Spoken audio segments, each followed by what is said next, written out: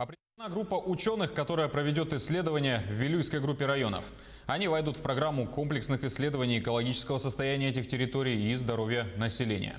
Напомним, программа комплексных научных исследований на период с 2019 по 2023 годы реализуется в рамках соглашения о взаимодействии между правительством Якутии, некоммерческой организацией «Целевой фонд будущих поколений» и компанией «Алроса».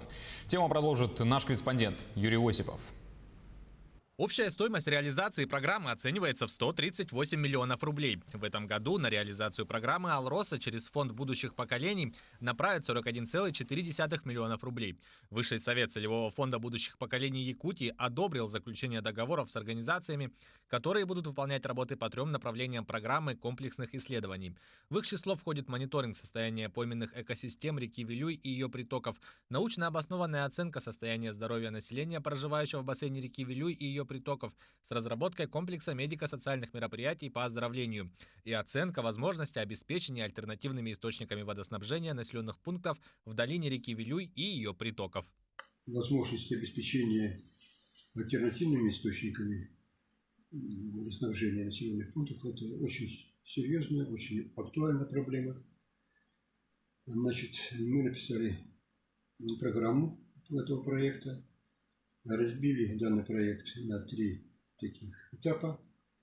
На первом этапе, значит, будет проведена общая оценка межлодных гидрогеологических условий территории, где мы оценим состояние гидрогеологических условий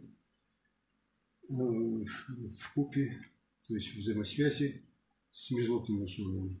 На втором этапе будут рассмотрены особенности использования родниковых вод. Уже этим летом, если позволит эпидемиологическая ситуация, запланировано провести большую часть исследований с выездом в Вилюйскую группу районов ученых, экологов, медиков, мерзлотоведов.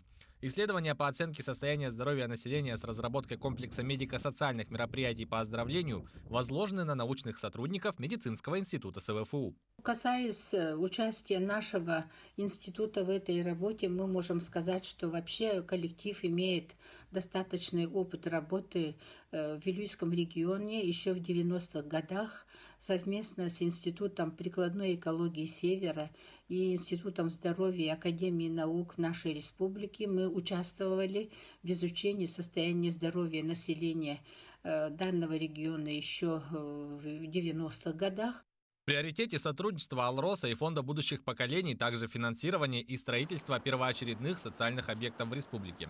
В настоящее время за счет средств «Алроса» строятся дома культуры в селах Намцы, Мая, Барагонцы и больничный комплекс в селе Батагай Верхоянского улуса. Также компания через Фонд будущих поколений финансирует проектирование парка будущих поколений. Кроме того, «Алроса» софинансирует программу обеспечения Вилюйской группы улусов качественной питьевой водой.